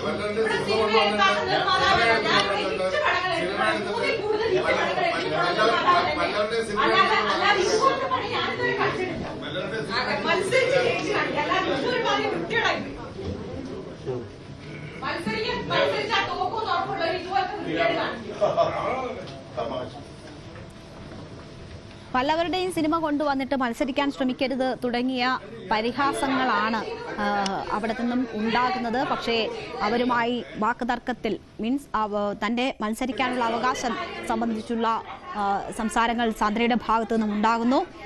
നമുക്ക് ഒപ്പം നവമി തുടരുന്നുണ്ട്. നവമി, ട്രഷറർ സ്ഥാനത്തേക്ക് ഒപ്പം തന്നെ പ്രസിഡന്റ് സ്ഥാനത്തേക്കും മത്സരിക്കാനായിരുന്നു തീരുമാനം. ഇപ്പോൾ ട്രഷറർ സ്ഥാനത്തേക്ക് മാത്രമേ അയോഗ്യത വരികയുള്ളൂ, പത്രിക തള്ളുകയുള്ളൂ, അതോ മത്സരത്തിൽ നിന്ന് പൂർണ്ണമായും സാന്ദ്രയ്ക്ക് മാറി നിൽക്കേണ്ടുന്ന സാഹചര്യം സൃഷ്ടിക്കപ്പെടുമോ? രേണുക, എന്തായാലും ഈ ഒരു മാനദണ്ഡം ഏത് സ്ഥാനത്തേക്ക് മത്സരിച്ചാലും ഉണ്ടാകും. അങ്ങനെയാണെങ്കിൽ സാന്ദ്ര തോമസിന് മത്സരിക്കാൻ കഴിയില്ല എന്നൊരു നിലയിലേക്ക് തന്നെയായിരിക്കും ഭരണാധികാരി തീരുമാനമെടുക്കുക. പക്ഷേ സാന്ദ്ര തോമസ് പറയുന്നത് തന്നെ മനഃപൂർവ്വം തന്നെ മത്സരിപ്പിക്കാതിരിക്കാൻ വേണ്ടിയിട്ടുള്ള ചില ആളുകളുടെ ഗൂഢാലോചനയുടെ ഭാഗമായാണ് മനഃപൂർവ്വം ഒരു കാരണം കണ്ടെത്തി തന്റെ പത്രിക തള്ളുന്ന രീതിയിലേക്ക് പോകുന്നതെന്നാണ് സാന്ദ്ര തോമസ് പറയുന്നത്. ഒപ്പം ഈ തന്റെ പേരിൽ തന്നെയാണ് ചിത്രങ്ങൾ 10ഓളം ചിത്രങ്ങൾ താൻ നിർമ്മിച്ചു. അതിൽ ഒരു ഫ്രൈഡേ ഫിലിംസിന്റെ ബാനറിലാണെങ്കിൽ പോലും അത് സർട്ടിഫിക്കറ്റ് വരുമ്പോൾ തന്റെ പേരിൽ തന്നെയാണ് ഉണ്ടായിരുന്നത്. അത് ആ ബാനർ വിട്ടു എന്ന് പറഞ്ഞുകൊണ്ട് ആ സിനിമ തന്റേതല്ല എന്ന് പറയാൻ ഭരണാധികാരിക്ക് കഴിയില്ല. നിയമ നടപടികളുമായി മുന്നോട്ട് പോകും. താൻ പ്രസിഡന്റ് സ്ഥാനത്ത് തന്നെ മത്സരിക്കുകയും ചെയ്യും. ഇത്തരത്തിൽ മുടന്തൻ ന്യായം പറയാതെ തന്നെ മത്സരിച്ച് തോൽപ്പിക്കാനാണ് രാകേഷിനെ സാന്ദ്ര വെല്ലുവിളിക്കുകയും ചെയ്ത് പ്രസിഡന്റ് സ്ഥാനത്തേക്ക് രാകേഷും സാന്ദ്രയും തോമസുമാണ് നാമനിർദ്ദേശ പത്രിക സമർപ്പിച്ചത്. തന്നെ മത്സരിച്ച് തോൽപ്പിക്കുക, അല്ലാതെ ഇത്തരത്തിൽ മുടന്തൻ ന്യായങ്ങൾ പറഞ്ഞ് തന്റെ പത്രിക തള്ളാനുള്ള ചില ഗൂഢനീക്കങ്ങളാണ് ഭരണാധികാരി പോലും തന്നെ ഈ മത്സരത്തിൽ നിന്നും മാറ്റുന്നതിന് വേണ്ടി അല്ലെങ്കിൽ തനിക്കെതിരെ ഒരു ഗൂഢാലോചന നടത്തുന്ന സംഘത്തോടൊപ്പം ചേർന്ന് പ്രവർത്തിക്കുന്നു എന്ന ഗുരുതരമായ ആരോപണങ്ങളാണ് സാന്ദ്ര തോമസ് ഉന്നയിക്കുന്നത്. അതുകൊണ്ട് തനിക്ക് മത്സരിക്കണം, നിയമ നടപടിയുമായി മുന്നോട്ട് പോകുമെന്നും കൂടി സാന്ദ്ര തോമസ് പറഞ്ഞു വെക്കുന്നുണ്ട്. പ്രൊഡ്യൂസേഴ്സ് അസോസിയേഷന്റെ ഓഫീസിൽ വലിയ പ്രതിഷേധമാണ്, വലിയ വാക്കുതർക്കങ്ങളാണ് സംഭവിച്ചുകൊണ്ടിരുന്നത്. വലിയ വാക്കുതർക്കം എന്ന് പറയുമ്പോഴും നവമി, സാന്ദ്ര ഒരു ഭാഗത്തും ബാക്കി എല്ലാവരും ഒരുമിച്ച് മറുഭാഗത്തും നിൽക്കുന്നതാണ് നമ്മൾ ദൃശ്യങ്ങളിൽ കണ്ടത്. അവിടെ തത്സമയം കാണുമ്പോൾ അതിൽ എന്തെങ്കിലും മാറ്റമുണ്ടോ? സാന്ദ്രയെ അനുകൂലിച്ച് ഒരു ശബ്ദമെങ്കിലും ഉയരുന്നുണ്ടോ അവിടെ? രേണുക നേരത്തെയും വൈശാഖ് സുബ്രഹ്മണ്യന്റെ നാമനിർദ്ദേശ പത്രികയുമായി ബന്ധപ്പെട്ട് സമാനമായ രീതിയിൽ തർക്കങ്ങൾ ഉണ്ടായിരുന്നു. അപ്പോഴും വൈശാഖിന് വേണ്ടി പിന്തുണയുമായി സാന്ദ്ര തോമസ് സംസാരിക്കുകയും ചെയ്തു. പക്ഷെ സാന്ദ്ര തോമസിന്റെ കാര്യം വന്നപ്പോൾ ആരും തന്നെ സാന്ദ്രയ്ക്ക് പിന്തുണയുമായി എത്തിയിട്ടില്ല. സജി നന്ദ്യാട്ട് അടക്കം അല്ലെങ്കിൽ സുരേഷ് കുമാർ അടക്കം ബാക്കിയുള്ള നിർമ്മാതാക്കൾ എല്ലാവരും തന്നെ സാന്ദ്ര തോമസിന്റെ ഈ ഒരു വിശദീകരണത്തെ, ഈ ഒരു ന്യായീകരണത്തെ പൂർണ്ണമായും തള്ളുകയും വലിയ രീതിയിലുള്ള ഒരു വാക്കുതർക്കത്തിലേക്ക് സാന്ദ്ര തോമസ് പിന്തുണയ്ക്കാൻ പോലും ആരും തയ്യാറാകാത്തൊരു സാഹചര്യത്തിൽ തന്നെയാണ് ഈ പ്രൊഡ്യൂസേഴ്സ് അസോസിയേഷന്റെ ഈ ഒരു സൂക്ഷ്മ പരിശോധന വേദിയിൽ സംഭവിച്ചുകൊണ്ടിരിക്കുന്നത്. സാന്ദ്ര തോമസ് നിരന്തരം ആവർത്തിച്ച് പറയുന്നത് തന്നെ മനഃപൂർവ്വം മത്സരിപ്പിക്കാതിരിക്കാൻ വേണ്ടി ഉള്ള നീക്കം തന്നെയാണ് ഇവിടെ നടക്കുന്നതെന്നാണ്. എന്തായാലും പത്രിക തള്ളുമോ എന്ന രീതിയിലേക്ക് തന്നെ തള്ളാനുള്ള ഒരു സാധ്യതയിൽ തന്നെയാണ് ഇപ്പോഴും നിലനിൽക്കുന്നത്. ഭരണാധികാരി കൂടുതലും നവമി ഞാനൊന്ന് ഇടപെട്ടോട്ടെ. ഇവിടെ ഇപ്പോൾ നമ്മൾ തത്സമയ ദൃശ്യങ്ങൾ കാണുമ്പോൾ സാന്ദ്ര അവിടെ ഡൈസിൽ നിന്ന് ഇറങ്ങി വന്ന് തന്റെ സ്ഥാനത്തിരിക്കുന്നുണ്ട്. മാത്രവുമല്ല ഒരു പേപ്പർ ഒപ്പിട്ട് നൽകി പ്രസന്നവദനയായിരുന്നു. ചിരിച്ചുകൊണ്ടാണ് സാന്ദ്ര തിരിച്ചു വന്നിരിക്കുന്നത്. എന്തെങ്കിലും തീർപ്പായോ ആ കാര്യത്തിൽ?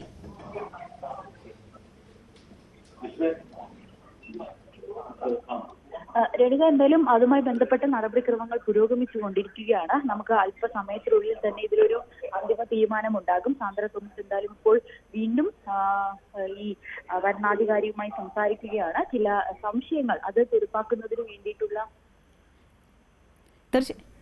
തീർച്ചയായും നവമി വിവരങ്ങൾ തേടൂ. എന്തായാലും സാന്ദ്ര തോമസ് അവിടെ ആശയവിനിമയങ്ങൾ നടത്തുന്നതാണ് നമ്മൾ ദൃശ്യങ്ങളിൽ കാണുന്നത്.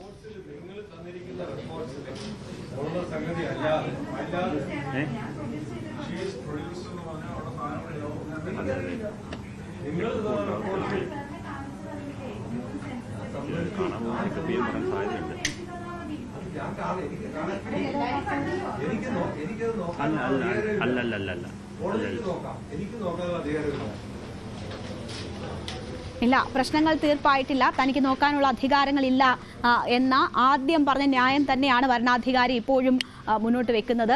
സാന്ദ്ര അവിടെ തുടരുന്നത് നമുക്ക് ദൃശ്യങ്ങളിൽ കാണാം. എന്തായാലും ഈ പ്രൊഡ്യൂസേഴ്സ് അസോസിയേഷനിലെ കുത്തകകൾക്കെതിരെയാണ് സാന്ദ്രയുടെ പോരാട്ടം. ആ കുത്തകവൽക്കരണം അവസാനിപ്പിക്കാനാണ് മത്സര രംഗത്തേക്ക് വരുന്നതെന്ന് സാന്ദ്ര നേരത്തെ തന്നെ വിശദീകരിച്ചതാണ്. പർദ്ദ ധരിച്ചുകൊണ്ടാണ് നാമനിർദ്ദേശ പത്രിക നൽകാൻ സാന്ദ്ര എത്തിയത്. കാരണം തന്റെ സ്ത്രീത്വത്തെ അപമാനിച്ചതുമായി ബന്ധപ്പെട്ട് നൽകിയ പരാതിയിൽ യാതൊരു തീരുമാനവും എടുത്തില്ല, നടപടിയും എടുത്തില്ല എന്ന കാര്യം ചൂണ്ടിക്കാട്ടിയാണ് ഇവിടെ നാമനിർദ്ദേശ പത്രിക നൽകാൻ വരുമ്പോൾ അതിന് ഏറ്റവും സ്യൂട്ടബിൾ ആയിട്ടുള്ള ഡ്രസ്സ് പർദ്ദയാണ് എന്ന് പറഞ്ഞുകൊണ്ട് പർദ്ദ ധരിച്ചുകൊണ്ട് സാന്ദ്ര നാമനിർദ്ദേശ പത്രിക നൽകാൻ എത്തിയത്. ആ പോരാട്ടം ഇപ്പോഴും സാന്ദ്രയുടെ ഭാഗത്ത് നിന്ന് തുടരുകയാണ്. നാമനിർദ്ദേശ പത്രിക തള്ളും എന്ന വിവരങ്ങളാണ് വരുന്നത്. അത് 3 സിനിമയെങ്കിലും എടുത്തവർക്ക് മാത്രമേ നാമനിർദ്ദേശ പത്രിക നൽകാൻ കഴിയുകയുള്ളൂ എന്ന ഒരു കാര്യമാണ് അതിന് പത്രിക തള്ളാൻ കാരണമായി ചൂണ്ടിക്കാട്ടുന്നത്. പക്ഷേ സാന്ദ്ര തന്റെ വാദങ്ങൾ അവിടെ ആവർത്തിക്കുന്നതാണ് നമ്മൾ കാണുന്നത്. നവമി തുടരുന്നുണ്ട്. നവമി, വീണ്ടും വലിയ വാക്കേറ്റത്തിലേക്കൊക്കെ കാര്യങ്ങൾ പോകും എന്നതാണോ മനസ്സിലാക്കുന്നത്? ഇപ്പോൾ സാന്ദ്ര നേരത്തെ പറഞ്ഞതിൽ തന്നെ ഉറച്ചു നിൽക്കുന്നു. വരണാധികാരിയും ആ നിലപാട് തന്നെ തുടരുന്നു. മറ്റുള്ളവരെല്ലാം ഒറ്റക്കെട്ടായി സാന്ദ്രയ്ക്കെതിരെ നിലയുറപ്പിക്കുന്നതുമാണ് നമ്മൾ കാണുന്നത്. രേണുക, സാന്ദ്ര തോമസിന്റെ നാമനിർദ്ദേശ പത്രിക തള്ളിയിരിക്കുകയാണ്. ട്രഷറർ സ്ഥാനത്തേക്കും പ്രസിഡന്റ് സ്ഥാനത്തേക്കും 2 സ്ഥാനങ്ങളിൽ മത്സരിക്കുന്നതിന് വേണ്ടിയിട്ടാണ് നാമനിർദ്ദേശ പത്രിക സമർപ്പിച്ചത്. പക്ഷേ സൂക്ഷ്മ പരിശോധനയിൽ ചില സാങ്കേതിക മാനദണ്ഡങ്ങൾ പാലിക്കാതെയാണ് പത്രിക സമർപ്പിച്ചതെന്ന് കണ്ടതുകൊണ്ട് വരണാധികാരി സാന്ദ്ര തോമസിന്റെ നാമനിർദ്ദേശ പത്രിക തള്ളിയിരിക്കുകയാണ്. ഇനി എന്താണ് സാന്ദ്ര തോമസിന് ഇനി കൂടുതൽ പറയാനുള്ളതെന്ന് കാത്തിരിക്കുകയാണ്. നിയമ നടപടിയുമായി മുന്നോട്ട് പോകുമെന്ന് തന്നെയാണ് സാന്ദ്ര നേരത്തെയും പ്രതികരിച്ചിരുന്നത്. സാന്ദ്ര ഇത് പ്രതീക്ഷിച്ചതാണ്. കാരണം ഇതിനു മുൻപ് പോലും സാന്ദ്രയ്ക്ക് പല സൂചനകളും ലഭിച്ചിരുന്നു. തന്നെ നാമനിർദ്ദേശ പത്രികയുമായി ബന്ധപ്പെട്ട് അല്ലെങ്കിൽ താൻ മത്സരിക്കുന്നതുമായി ബന്ധപ്പെട്ട് പലർക്കും അതൃപ്തിയുണ്ട്. തന്നെ മത്സരിപ്പിക്കാതിരിക്കാൻ വേണ്ടിയിട്ടുള്ള തന്ത്രങ്ങൾ തന്നെയാണ് ചിലർ മെനയുന്നതെന്ന് നേരത്തെ തന്നെ സാന്ദ്ര തോമസ് ആരോപിച്ചിരുന്നു. അതുപോലെ തന്നെ സംഭവിച്ചിരിക്കുകയാണ്. എന്തായാലും സാന്ദ്ര തോമസിന്റെ 2 നാമനിർദ്ദേശ പത്രികയും തള്ളിയിരിക്കുകയാണ്, ട്രഷറർ സ്ഥാനത്തേക്കും പ്രസിഡന്റ് സ്ഥാനത്തേക്കും. എന്തായാലും സാന്ദ്ര തോമസ് മത്സരിക്കില്ല എന്ന് ഏകദേശം ഉറപ്പായിട്ടുണ്ട്. ഇനി നിയമ നടപടിയുമായി മുന്നോട്ട് പോകും. കോടതിയിലടക്കം ഇത് വെല്ലുവിളിച്ച് തന്നെയാണ് സാന്ദ്ര തോമസ് മുന്നോട്ട് പോയിക്കൊണ്ടിരിക്കുന്നത്. ഈ പ്രൊഡ്യൂസേഴ്സ് അസോസിയേഷന്റെ ഓഫീസിൽ വെച്ച് സൂക്ഷ്മ പരിശോധന നടക്കുമ്പോൾ തന്നെ സാന്ദ്ര തോമസ് ഇവിടെ എത്തുന്നതിന് മുൻപ് തന്നെ മാധ്യമങ്ങളോട് അക്കാര്യം പറഞ്ഞിരുന്നു. തന്നെ മത്സരിപ്പിക്കാതിരിക്കാൻ വേണ്ടിയിട്ടുള്ള പല നീക്കങ്ങളും ചില നിർമ്മാതാക്കളുടെ ഭാഗത്തു നിന്നും ഉണ്ടായി. അത് തന്റെ നിലപാട് തുറന്നു പറയുകയും അല്ലെങ്കിൽ നിർമ്മാതാക്കൾ കാണിക്കുന്ന അനീതിക്കെതിരെ താൻ തുറന്ന് സംസാരിക്കുന്നത് കൊണ്ട് തനിക്കെതിരെ വലിയൊരു ഗൂഢാലോചന തന്നെയാണ് ഇവിടെ നടക്കുന്നത് എന്ന ആരോപണം നേരത്തെ തന്നെ സാന്ദ്ര തോമസ് ഉന്നയിച്ചിരുന്നു. നമുക്കറിയാം സാന്ദ്ര ഈ നാമനിർദ്ദേശ പത്രിക സമർപ്പിക്കാൻ വന്നത് പോലും പർദ്ദ ഇട്ടുകൊണ്ടാണ്. അത് ഇതിനു മുൻപ് ഒരു യോഗത്തിൽ, അത് ഹേമ കമ്മിറ്റിയുമായി ബന്ധപ്പെട്ട യോഗത്തിൽ പോലും അത് ചർച്ചയ്ക്കെടുക്കുമ്പോൾ സാന്ദ്ര തോമസിനോട് ചില നിർമ്മാതാക്കൾ അശ്ലീലമായിട്ടുള്ള ചില പരാമർശങ്ങൾ നടത്തി എന്ന് പറഞ്ഞുകൊണ്ട് പോലീസിന് കേസ് നൽകുകയും തീർച്ചയായും അതേ വിഷയത്തിൽ നിയമ പോരാട്ടത്തിലാണ് സാന്ദ്രയുടെ പ്രതികരണമാണ് ഇനി നമുക്ക് അറിയേണ്ടത്. മാത്രവുമല്ല എന്താണ് സാന്ദ്രയുടെ ഇനിയുള്ള നീക്കം എന്നതുമാണ് അറിയേണ്ടത്. നവമി ദിനേശ് അവിടെ നിന്ന് തുടരുന്നുണ്ട്. അല്പസമയത്തിനകം തന്നെ കൂടുതൽ വിവരങ്ങൾ നവമി പ്രേക്ഷകരിലേക്ക് എത്തിക്കും. നേരത്തെ നവമി സൂചിപ്പിച്ചതുപോലെ തന്നെ സാന്ദ്ര തോമസ് നേരത്തെ തന്നെ ഒരു നിയമ പോരാട്ടത്തിലാണ്. അത് സ്ത്രീത്വത്തെ അപമാനിച്ചു എന്ന് ആരോപിച്ചാണ് നിലവിലെ ഭരണസമിതിയിൽപ്പെട്ട പ്രമുഖർക്കെതിരെ സാന്ദ്ര തോമസ് നിയമ പോരാട്ടത്തിന് ഇറങ്ങിയിരിക്കുന്നത്. ഇപ്പോൾ നാമനിർദ്ദേശ പത്രിക തള്ളുന്ന സാഹചര്യത്തിൽ അതിനെതിരെയും നിയമ പോരാട്ടത്തിനിറങ്ങും എന്നതാണ് സാന്ദ്രയിൽ നിന്ന് ലഭിക്കുന്ന സൂചനകൾ. അങ്ങനെ ഒരു നിയമ പോരാട്ടത്തിലേക്ക് പോവുകയാണെങ്കിൽ കോടതി ഇടപെടൽ ഉണ്ടാകുമോ?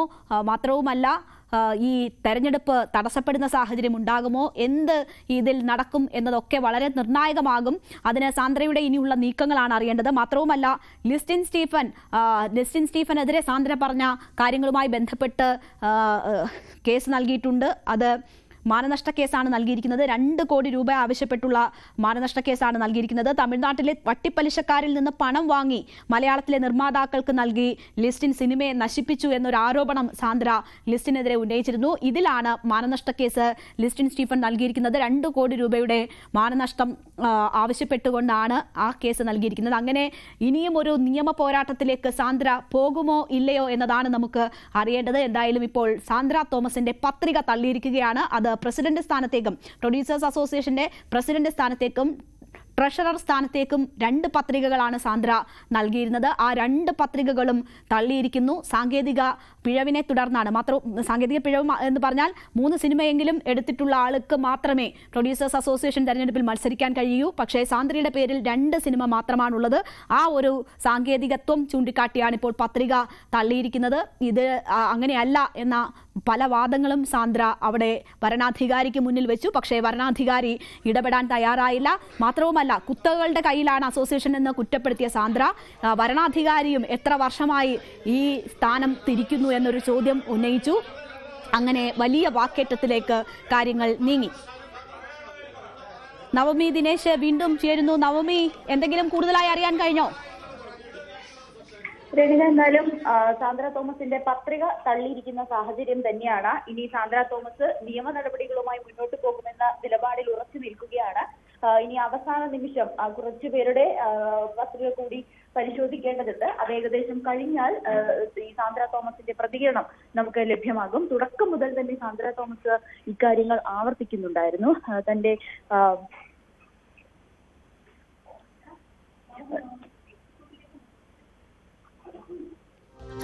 നവമി അവിടെ ആ സ്പോട്ടിലാണുള്ളത്. സാന്ദ്രയുടെ പ്രതികരണം ഉൾപ്പെടെ തേടേണ്ടതുണ്ട്. നവമി ദിനേശ് അല്പസമയത്തിനകം തന്നെ പുതിയ വിവരങ്ങൾ ലഭ്യമാക്കും. എന്തായാലും സാന്ദ്ര തോമസ് അതൊരു പ്രതീകമായിട്ടാണ് കുത്തകവൽക്കരണത്തിനെതിരെയുള്ള ഒരു പ്രതീകം എന്ന നിലയിലായിരുന്നു സാന്ദ്ര തോമസ് പത്രിക നൽകിയത്. പക്ഷേ ആ പത്രിക തള്ളപ്പെട്ടിരിക്കുന്നു. മത്സരത്തിനുള്ള സാധ്യത പോലും നിഷേധിക്കപ്പെട്ടിരിക്കുന്ന സാഹചര്യമാണ്. അത് സാങ്കേതികം എന്ന ന്യായം പ്രൊഡ്യൂസേഴ്സ് അസോസിയേഷൻ തെരഞ്ഞെടുപ്പ് നടത്തിപ്പുകാരുടെ ഭാഗത്തു നിന്നും വരുമ്പോൾ അതങ്ങനെയല്ല എന്നതാണ് സാന്ദ്ര തോമസ് വിശദീകരിക്കുന്നത്. പല ന്യായങ്ങൾ സാന്ദ്ര തോമസ് വരണാധികാരിക്ക് മുന്നിൽ വെക്കുന്നു. പക്ഷേ അത് തള്ളുന്ന സാഹചര്യത്തിലേക്കാണ് എത്തിയിരിക്കുന്നത്. പ്രസിഡന്റ് സ്ഥാനത്തേക്കും ട്രഷറർ സ്ഥാനത്തേക്കും 2 പത്രികകളാണ് സാന്ദ്ര തോമസ് നൽകിയിരിക്കുന്നത്. ആ 2 പത്രികകളും തള്ളിയിരിക്കുകയാണ്. ഇനി തെരഞ്ഞെടുപ്പിൽ മത്സരിക്കുക സാധ്യമല്ല എന്നൊരു സാഹചര്യമാണ് ഉരുത്തിരിഞ്ഞിരിക്കുന്നത്. പക്ഷേ നിയമ പോരാട്ടത്തിനെന്ന സൂചനകളാണ് സാന്ദ്ര തോമസ് നൽകുന്നത്. അത് നേരത്തെ തന്നെ പല വിഷയങ്ങളിലും നിയമ പോരാട്ടത്തിന് മുതിർന്നിട്ടുള്ള വ്യക്തിയാണ് സാന്ദ്ര തോമസ്. അതുകൊണ്ട് തന്നെ നിയമ പോരാട്ടത്തിനെന്ന് സാന്ദ്ര പറയുമ്പോൾ അത് ആ ലക്ഷ്യത്തോടു കൂടിയുള്ള നീക്കം എന്ന് തന്നെ നമുക്ക് കരുതേണ്ടി വരും. കൂടുതൽ പ്രതികരണങ്ങൾ അല്പസമയത്തിനകം സാന്ദ്ര തോമസ് അവിടെ നിന്ന് പുറത്തിറങ്ങും, മാധ്യമങ്ങളെ കാണും എന്നതാണ് പ്രതീക്ഷിക്കുന്നത്. പ്രൊഡ്യൂസേഴ്സ് അസോസിയേഷൻ ചില കുത്തകകളുടെ കയ്യിലാണ് എന്നും അതിൽ നിന്ന് മോചനമുണ്ടാകണം അസോസിയേഷന് എന്നും എല്ലാവർക്കും ഒരു സ്പേസ് ഉള്ള ഇടമായി അത് മാറണമെന്നും ഒക്കെ ചൂണ്ടിക്കാണിച്ചുകൊണ്ടാണ് സാന്ദ്ര മത്സരിക്കാൻ തീരുമാനിച്ചത്. പ്രസിഡന്റ് സ്ഥാനത്തേക്കും ട്രഷറർ സ്ഥാനത്തേക്കും പത്രിക നൽകി. പത്രിക നൽകാനെത്തുന്നതും വളരെ പ്രതീകാത്മകമായ ഒരു പ്രതിഷേധമുയർത്തിക്കൊണ്ടാണ്, അത് പർദ്ദ ധരിച്ചുകൊണ്ടാണ് അവിടെ എത്തിയത്. അന്ന് വലിയ രീതിയിലുള്ള പ്രതികരണങ്ങൾ അതുമായി ബന്ധപ്പെട്ട് ഉണ്ടായിരുന്നു. എന്നാൽ ലിസ്റ്റിനൊക്കെ വലിയ രീതിയിൽ പരിഹസിക്കുകയാണ് ചെയ്തത്. പർദ്ദ ധരിച്ചെത്തിയതിനെ വാർത്തയുണ്ടാക്കാനുള്ള ശ്രമം എന്നൊക്കെ പറഞ്ഞ് വലിയ രീതിയിൽ പരിഹാസമാണ് ഉണ്ടായത്. പക്ഷേ അതൊരു പ്രതീകമാണ്. തൻ്റെ അവഹേളിച്ചു എന്നുള്ള പരാതിയിൽ നടപടി സ്വീകരിക്കാത്തവർക്ക് മുന്നിൽ പർദ്ദയിട്ട് മാത്രമേ വരാൻ പറ്റുകയുള്ളൂ എന്നതാണ് സാന്ദ്ര ചൂണ്ടിക്കാട്ടിയത്. ഇപ്പോൾ വാക്കേറ്റം വലിയ രീതിയിൽ അവിടെ അല്പം മുമ്പ് നടന്നതിന്റെ ദൃശ്യങ്ങൾ ഒരിക്കൽ കൂടി കാണാം. അതിനുശേഷം നവമിൻ ദിനേശ് വിവരങ്ങളുമായി ചേരും.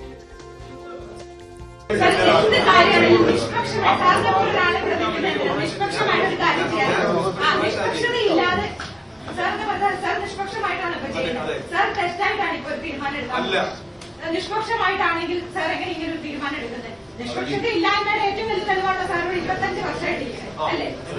അതില്ല എന്നുള്ള കാര്യം അവർക്ക് ഇൻഫ്ലുവൻസ് ചെയ്യാൻ പറ്റുന്ന ഒരാളായതുകൊണ്ടല്ലേ സാർ 25 വർഷമായിട്ടിരിക്കുന്നത്? ഇവിടെ മാത്രമല്ല, ഇതിനേക്കാളും വലുതാണ് ഫിലിം ചേംബർ ഓഫ് കോമേഴ്സ്. എല്ലാവർക്കും ഇരിക്കുന്ന ഇവര് തന്നെയല്ലേ?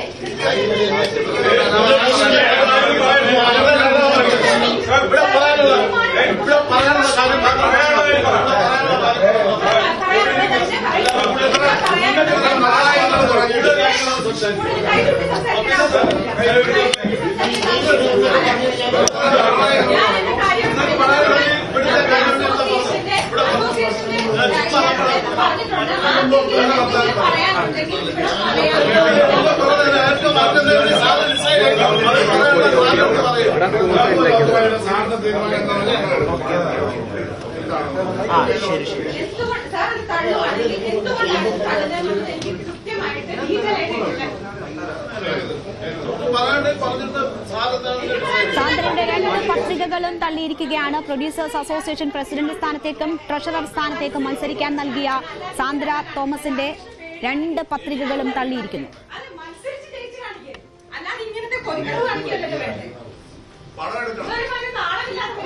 സിനിമ എടുത്താൽ മാത്രമേ മെമ്പർഷിപ്പ് കിട്ടുള്ളൂ. മനസ്സിലായില്ലേ? സാന്ദ്ര തോമസ് ഇപ്പോൾ അവിടെ നിന്ന് പത്രിക തള്ളിയതിനു ശേഷം പുറത്തേക്ക് വരികയാണ്, മാധ്യമങ്ങളോട് പ്രതികരിക്കുന്നു.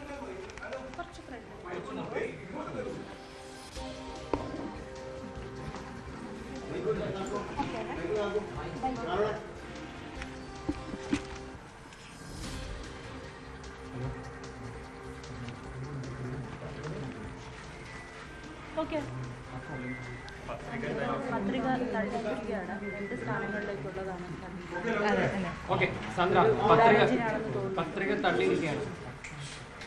അതെ, പത്രിക തള്ളിയിരിക്കുകയാണ്. അത് ഇപ്പം നേരത്തെ പറഞ്ഞ പോലെ തന്നെ ഗൂഢാലോചനയുടെ ഭാഗമാണെന്ന് വളരെ എവിഡൻ്റ് ആണ്. കാര്യം ആദ്യം തന്നെ വേറെ ആർക്കും ഇല്ലാത്തതുപോലെ എൻ്റെ മാത്രമാണ് ഇതിൻ്റെ എല്ലാ രജിസ്ട്രേഷൻ സർട്ടിഫിക്കറ്റും എല്ലാ കാര്യങ്ങളും എടുത്തത്.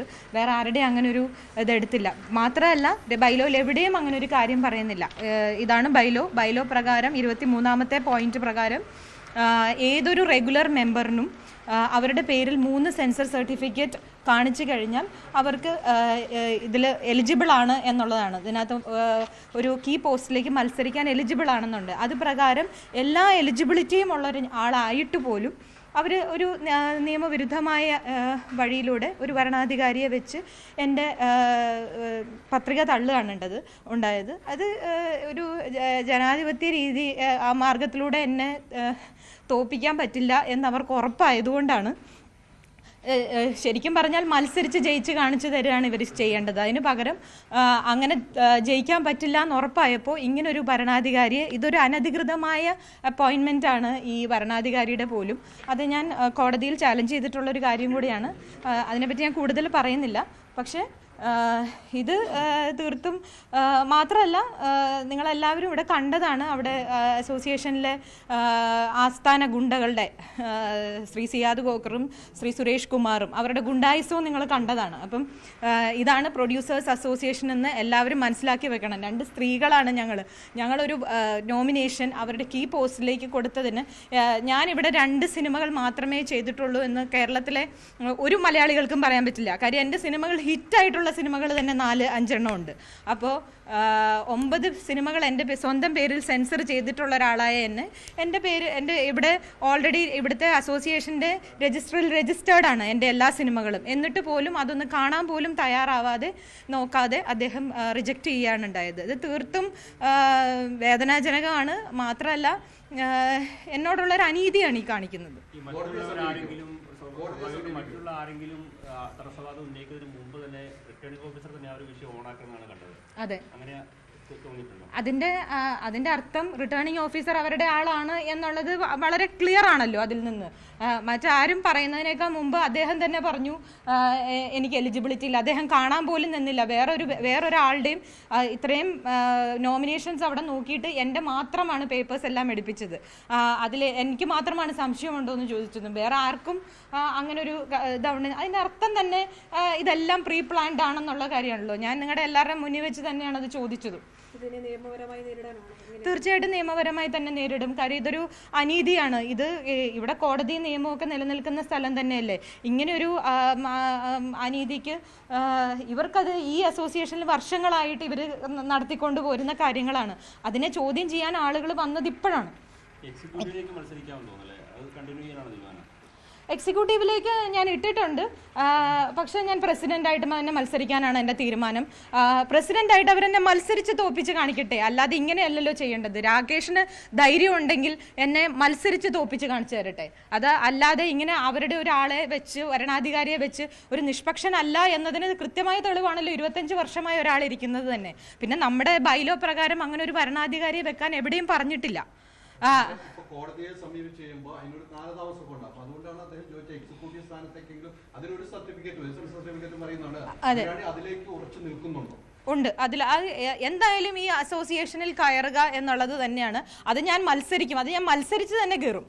മത്സരിച്ച് അത് എല്ലാവരും അറിയേണ്ടതാണ്. ഇവിടുത്തെ ഞാൻ നേരത്തെ പറഞ്ഞതുപോലെ തന്നെ ഇവിടെ ഒരു ഭരണവിരുദ്ധ വികാരം മൊത്തമായിട്ട് കുറച്ച് പേരുടെ ഒരു കോക്കസിനകത്താണ് മലയാള സിനിമ മൊത്തം ഇരിക്കുന്നത്. ആ കോക്കസ് ഇവിടെ വളരെ സജീവമായിട്ട് വർക്ക് ചെയ്യുന്നുണ്ട്. അതാണ് ഇപ്പം നിങ്ങളെല്ലാവരും ഇവിടെ വിറ്റ്നസ് ചെയ്തത്. എന്താണ് ഇവിടെ കണ്ട് ഇപ്പം സുരേഷ് കുമാറും സിയാദ് കോക്കറും അടക്കമുള്ള ആളുകൾ കാണിക്കുന്ന ഗുണ്ടായുസവും ഇപ്പം നിങ്ങളെല്ലാവരും കണ്ടാണ്. ഇതാണ് മറ്റുള്ള എല്ലാ നിർമ്മാതാക്കളോടും ചെയ്യുന്നത്. ഇവിടെ ഒരു നോമിനേഷൻ കൊടുക്കാൻ പോലും ആരെയും സമ്മതിക്കാറില്ല. തനിക്കെതിരെ ഗൂഢാലോചന നടന്നു, പത്രിക തള്ളാൻ എന്നതാണ് സാന്ദ്ര തോമസ് പറയുന്നത്. എല്ലാവരുടെയും ഗുണ്ടായിസം എന്താണ് എന്നത് നിങ്ങൾ കണ്ടുവല്ലോ എന്ന് ചോദിക്കുന്നു. എന്തായാലും പിന്മാറാൻ ഒരുക്കമല്ല എന്ന കൃത്യമായ മെസ്സേജാണ് സാന്ദ്ര തോമസ് നൽകുന്നത്. ഇടവേളയ്ക്ക് ശേഷം ലൈവ് at 6 കൂടുതൽ വിശദാംശങ്ങൾ കാണാം ഈ വാർത്തയുമായി ബന്ധപ്പെട്ട്. നേരം വൈകുന്നേരം അവസാനിക്കുന്നു. നമസ്കാരം.